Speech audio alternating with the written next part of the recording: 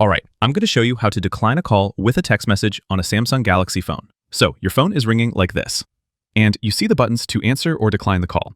But you can also swipe up from the very bottom of the screen where it says Send Message. And you'll see a couple of pre-written quick decline messages. Or you can write your own message here. So, I'll tap one of those automatic responses, and it's going to decline the call and send the caller a text with that message. The nice thing about this is that you can actually customize those quick responses too.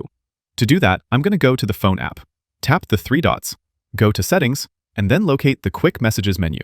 Here I see my existing quick messages, and I can add a new one if I want to have personalized responses ready to be sent with a single tap.